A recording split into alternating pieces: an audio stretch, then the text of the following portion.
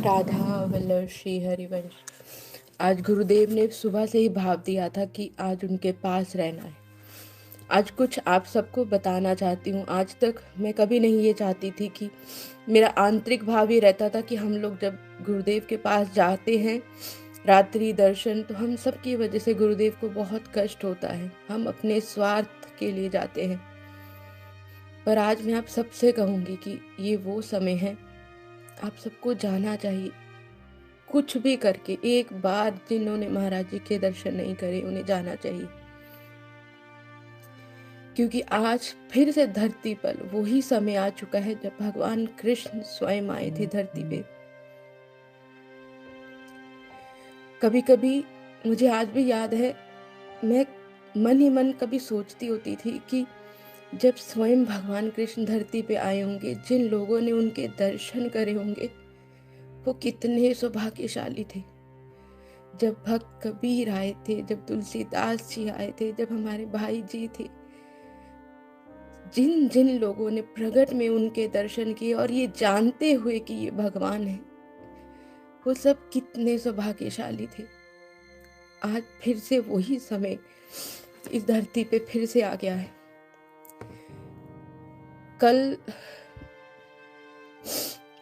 जब आप सब लोग मुझे मैसेज करते हो कि हम अक्टूबर में बनाएंगे, हम मार्च में, तब उस समय लगता है कि मानने को आप गुरुदेव मानते हैं, पर अभी भी वो प्रेम नहीं है। तभी तो उनके बिना उनसे मिले रह पा रहे। मैं जानती हूँ अभी भी अगर सब लोग ऐसे जाएंगे तो गुरुदेव को कष्ट होगा कभी, पर सच तो यह है कि भगवान को कभी कष्ट नहीं होता और हमारे गुरुदेव कोई इंसान नहीं है। बहुत सारे लोग मेरे इन शब्दों से सहमत नहीं होंगे, पर मुझे किसी और से मतलब ही नहीं। मैं जानती हूँ मेरे गुरुदेव कौन है। हर वो प्रेमी जानता है जो गुरुदेव के रोम रोम में बसा है, उसे पता है मेरे गुरुदेव कौन है। वो कोई संत नहीं, ये वही समय है कि जब साक्षात हमारे भगवान कृष्ण फिर से भूतल पर आए हैं हम सबका उद्धार करने। तो आप सबसे एक बार जरूर कहूंगी कि अपनी सारी मजबूरियों को एक तरफ रखकर पूज्य महाराज जी के दर्शन करने जरूर आइए श्री वृंदावन धाम।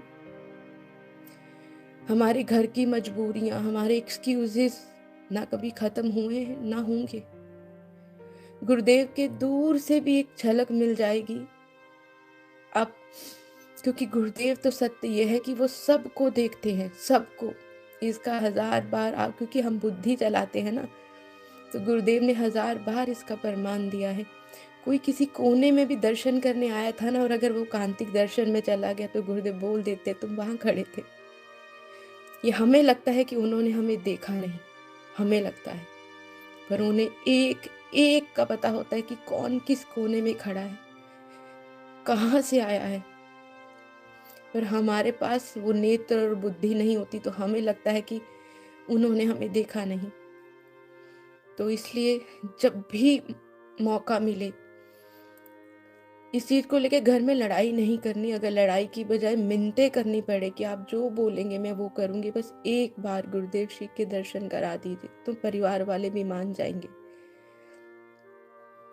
तो जब भी मौका मिले एक बार महाराज जी के प्रगट में दर्शन करिए, तब आपको समझ में आएगा कि प्रगट में और वीडियो में कितना अंतर है।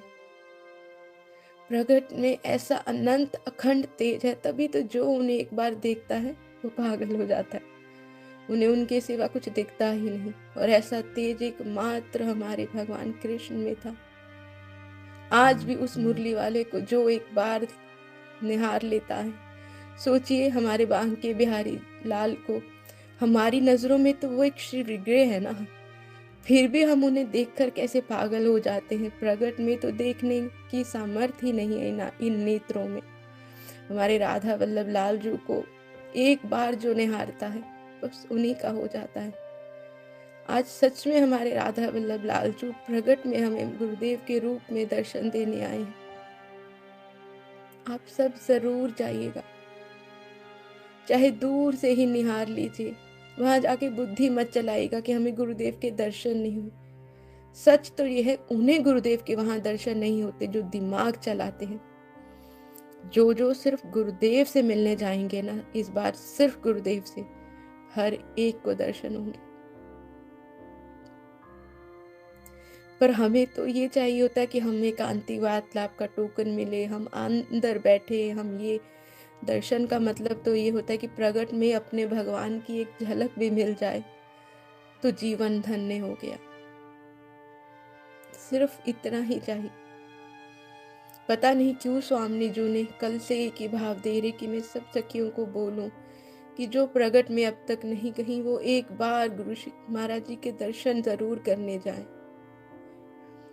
पता है, आज से 500 साल के बाद जब सब ग्रंथों में गुरुदेव के बारे में लिखा जाएगा, 400 साल के बाद, 300 साल के बाद, तब भी जैसे आज भी बहुत सारे लोग सोचते हैं ना, जब ऐसा हुआ था तब हमारे बारे में भी लोग सोचेंगे कि कितने खुश नसीब थे वो लोग जो गुरुदेव के दर्शन कर पाए प्रगट में, उनके साथ उनके पीछे पीछे पद यात्रा में थे जो लोग गुरुदेव जब निकलते हैं उनके चरणों की रज ले पाते हैं। क्या ये कम है कि गुरुदेव जब निकल के जाते हैं तो भाग के सब उस धरती को चूम पाते हैं, वहां की रज ले पाते हैं।